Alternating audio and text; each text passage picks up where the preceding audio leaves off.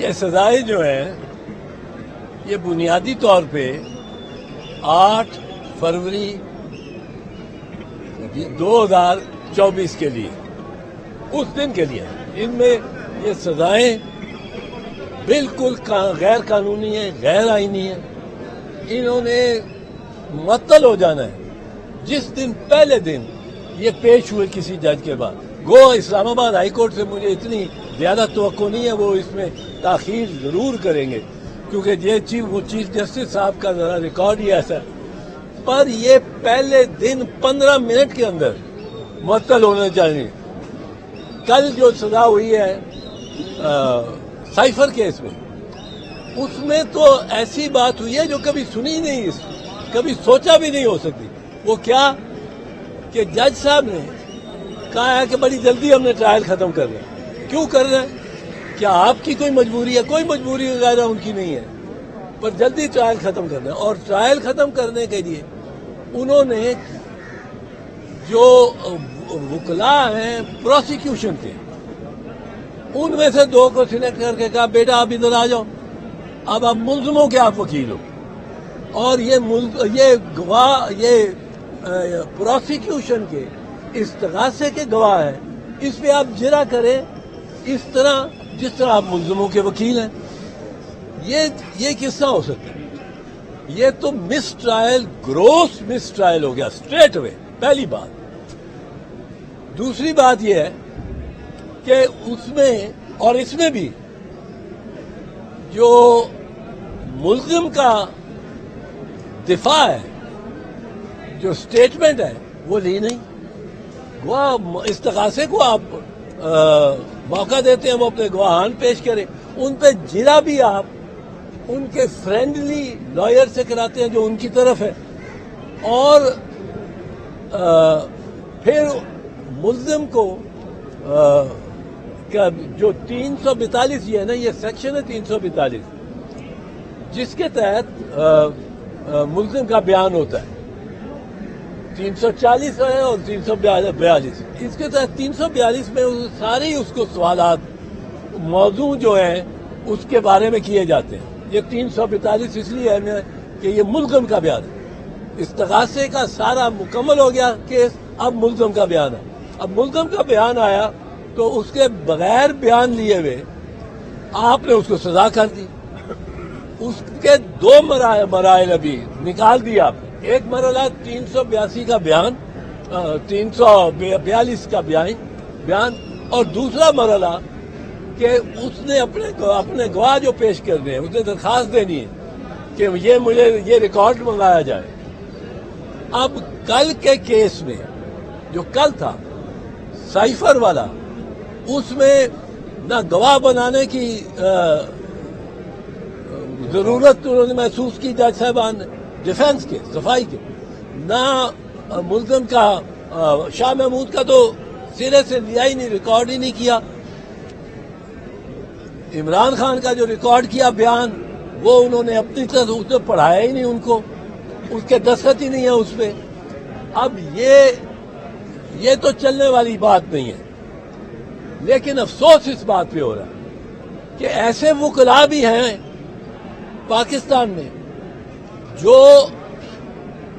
ایک طرف ایک پارٹی کے وکلاء ہیں اور ان کے ساتھ ایسوسیٹڈ ہیں، وہ آ کے جرا کریں گے ملزم کی طرف سے اب استغاثے کے گواہوں پہ، اور ملزم کو بغیر موقع دیے اس کو سزا دیں گے. یہ دنیا میں کہیں تسلیم نہیں کی جائے گی. اس سے جگ ازائی ہوگی پاکستان کی. اس پہ جتنے آرٹیکل باہر لکھے جائیں گے سب جگ ازائی ہوگی کہ یہ کیسا ملک ہے جہاں انصاف کا یہ پیمانہ ہے کہ ملزم جائے کو یہ موقع ہی نہیں دیا جاتا. اب اس سے اثر ہماری معیشت پہ پڑے گا.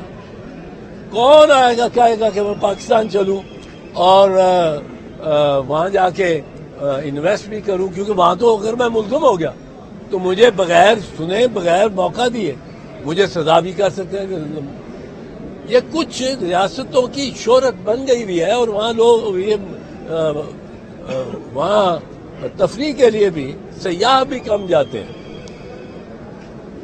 اس میں جو میں سمجھتا ہوں ضروری چیز وہ ہے ایک کہ یہ فائل جلدی ہو اور اس کی یہ 8 فروری سے پہلے اس کا فیصلہ ہو. یہ معطل کرنی ہے کہ اس کو چل سکتی ہے. یہ 8 فروری سے پہلے ہونا چاہیے.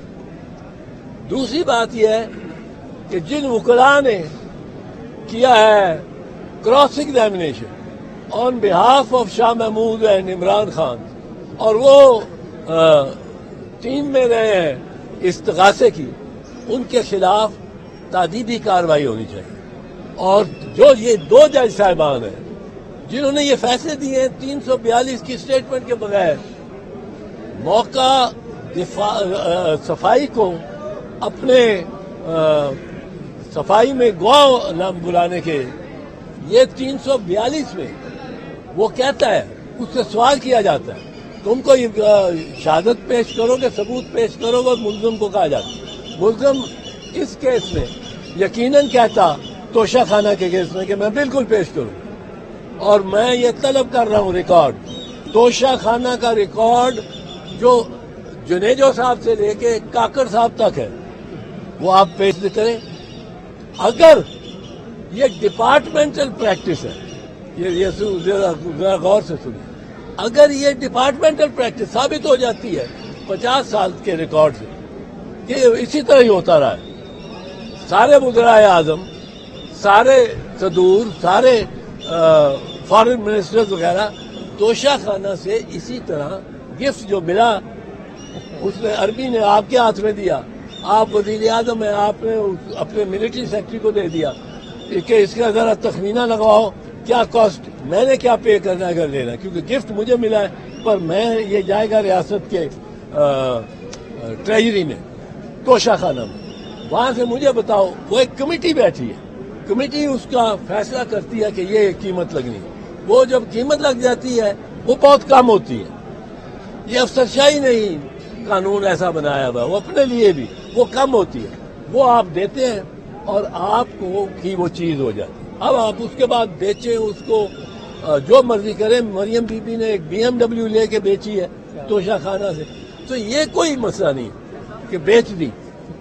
مسئلہ ہے کہ یہ کیا یہ پریکٹس 50-60 سال سے یہی پریکٹس چل رہی ہے. اگر یہی پریکٹس چل رہی ہے تو پھر آپ ملزم کو فوجداری میں سزا نہیں دے سکتے.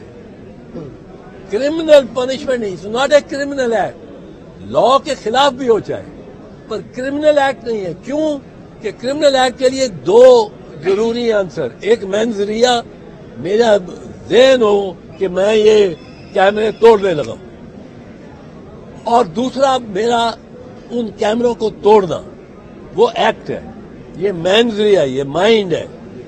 اب یہ جب دونوں ہوں گے تو جرم ہوگا. یہ ہمارے اتنے یہاں فاضل وکیل کھڑے ہیں, کسی سے پوچھیں. اب یہاں توشہ خانہ میں اگر یہ ڈپارٹمنٹل پریکٹس ہو جائے, یہ ثابت ہو جائے کہ ہر کوئی یہ لیتا گیا باہر سے آیا. صاحب یہ بتائیں کہ آپ